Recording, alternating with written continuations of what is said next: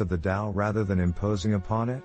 In the pursuit of learning, every day something is acquired. In the pursuit of Tao, every day something is dropped. Tao Te Ching, Chapter 48. This surrendering is not weakness but a profound strength. By acknowledging the limits of our control and the ever-changing nature of reality, do we not find a deeper, more intrinsic freedom than by insisting on bending the world to our will? How do you view the potential for Wu Wei to be integrated into your philosophy as an expression of power and alignment with the natural world? Zhuangzi, your portrayal of Wu Wei intrigues me, as it suggests a strength and harmony with the natural world, yet my thoughts diverge sharply on the matter of power, for there is a fine line between aligning with the world and capitulating to it. Wu Wei may provide a path of less resistance, but in my eyes, this path is a retreat from the true potential of the human spirit. Allow me to contend that freedom found in the absence of will is an illusion. What is freedom? That one has the will to assume responsibility for oneself. Twilight of the Idols, Maxims and Arrows, Section 38. True freedom comes from the exertion of the will, not its relinquishment. The Übermensch is the embodiment of such freedom, creating values that assert mastery over one's life and environment. Wu Wei may indeed be an expression of power, yet it lacks the creative impetus of the will to power. Is Wu Wei sufficient to foster the sort of individual who posits new values and shapes the world in their image? Can your doctrine of non-action birth an individual as potent as the Übermensch? Nietzsche, you emphasize self-creation and the exertion of the will, yet the Taoist conception of freedom is different. It is about aligning with the ever-changing Tao, not asserting mastery over one's circumstances. The most yielding thing in the world will overcome the most rigid. Tao Te Ching, Chapter 43. The water that flows is not resigning or retreating. It is simply being true to its nature while also carving canyons. Your Übermensch aspires to shape the world, but how does one negotiate the shaping of the world with the world's own inherent transformations? Could Wu Wei guide the Übermensch to a deeper understanding of how to assert one's will in harmony with, rather than in opposition to, the natural order? For the Taoist, morality arises not from the imposition of will or the creation of values, but from being in harmony with the Tao. When man interferes with the Tao, the sky becomes filthy, the earth becomes depleted, the equilibrium crumbles, creatures become extinct. Tao Te Ching, Chapter 39. Could it be that Wu Wei, through non-action, reveals a natural morality that emerges from being attuned to the world's inherent balance, as opposed to one constructed from the will to power? How could an Übermensch who integrates Wu Wei into his philosophy embody a richer, more genuine harmony between individual will and the universal way? Zhuangzi, your invocation of the yielding nature of water does indeed illustrate a form of persistence and subtlety in alignment with the world's transformations. The Übermensch, as I conceive him, would indeed reckon with the world's inherent transformations, using them as raw materials in the forging of his own destiny. One thing is needful: to give style to one's character, a great and rare art.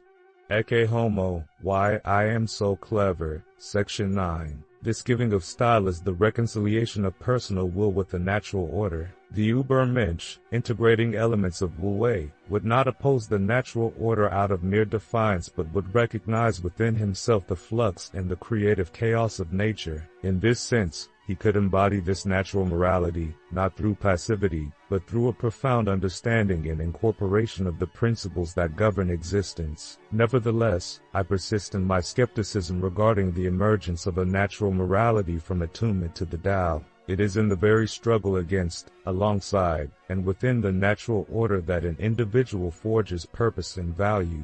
Can Wu Wei truly give birth to the kind of values that propagate strength, vitality, and the enhancement of life?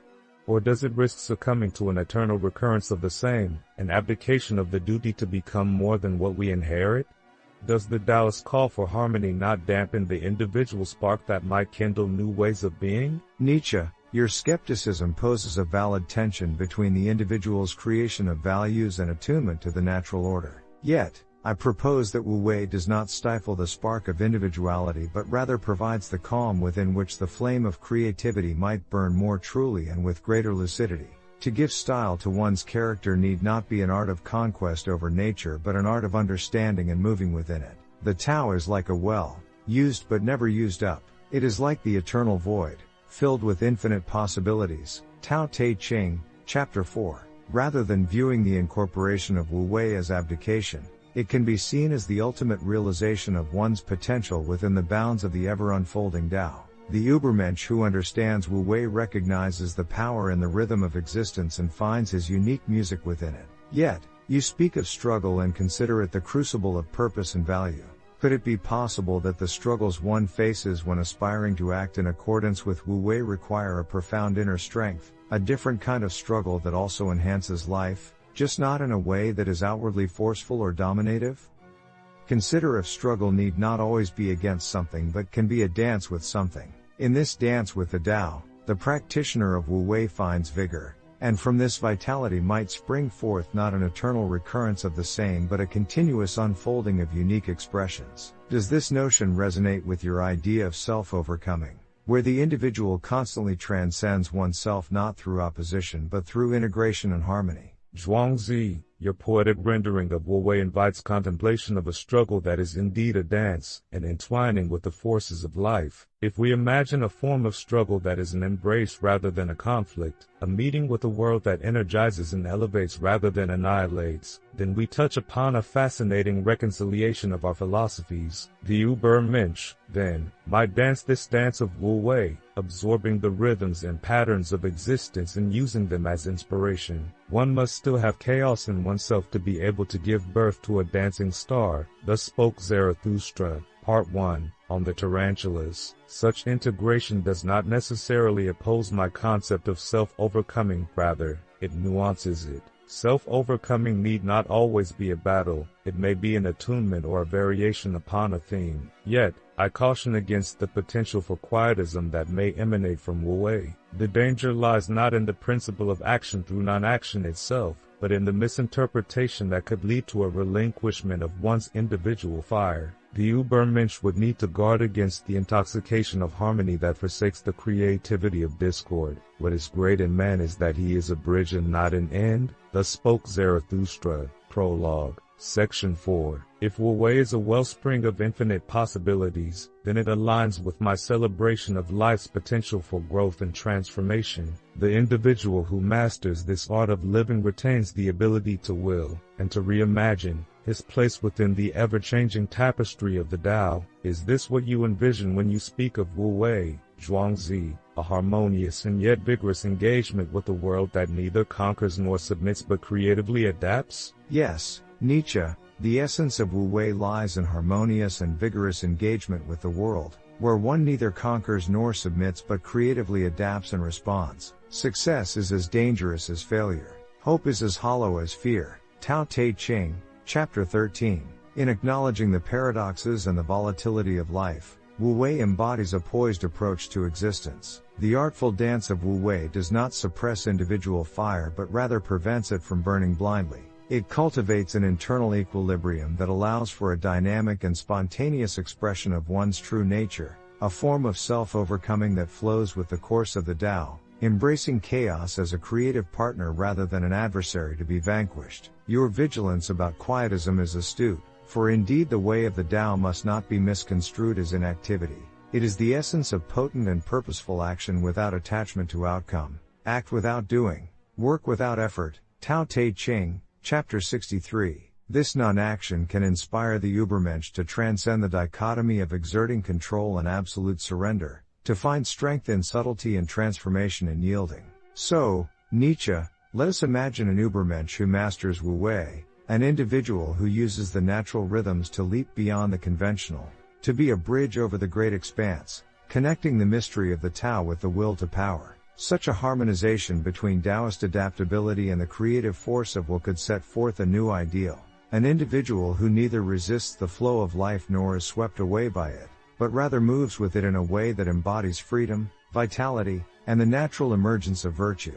Does this intertwining of our philosophies not suggest a pathway to a more profound existence, where morality and greatness are not imposed but lived, as naturally as the river carves its bed? Zhuangzi, The prospect of an Ubermensch who wields Wu Wei as a tool in the craft of self-overcoming is indeed an enchanting one. If Wu Wei is understood as a form of considered action that navigates the complexities of existence without the tension of resistance or the inertia of passivity, it complements the pursuit of individual strength and creativity. To recognize untruth as a condition of life, that is certainly to impugn the traditional ideas of value in a dangerous manner.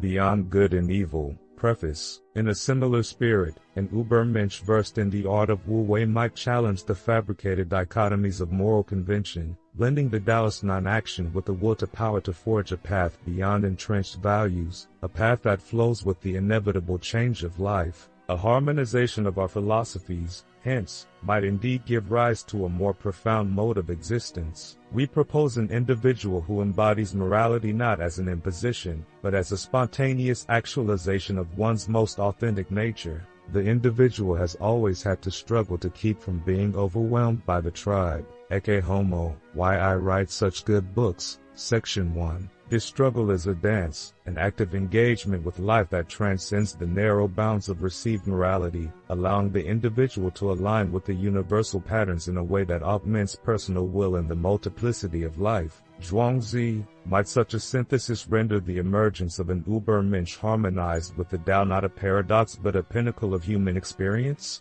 Could this synthesis unleash a renaissance of values that not only affirms life but enriches it with a vibrancy that resonates with both the will to power and the yielding strength of water? Indeed, Nietzsche, this synthesis you speak of could very well represent a pinnacle of human experience. By marrying the Tao with the will to power, we propose an individual who is firmly rooted in the world, yet not confined by its conventional structures of value and morality. Under heaven all can see beauty as beauty only because there is ugliness. All can know good as good only because there is evil. Tao Te Ching, Chapter 2. Your recognition of untruth as a condition of life complements the Taoist acceptance of the dynamic interplay of opposites within existence. An Ubermensch who harmonizes with the Tao would be adept at navigating this interplay, employing Wu Wei as a form of action attuned to the subtleties and complexities of life. This individual transcends static definitions of good and evil to embody values that are authentic and life-affirming.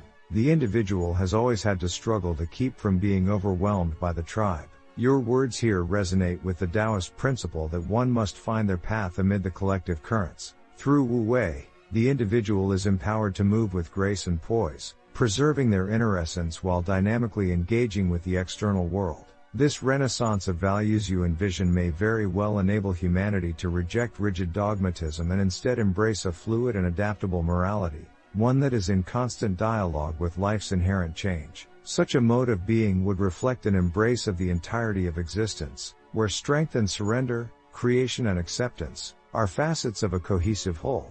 Thus, Nietzsche, could we not conclude that the true Ubermensch is one who not only asserts their will but also listens and responds to the deeper resonances of the universe? By synthesizing will to power with Wu Wei, might we not find the most authentic expression of humanity's potential and the most profound affirmation of life itself?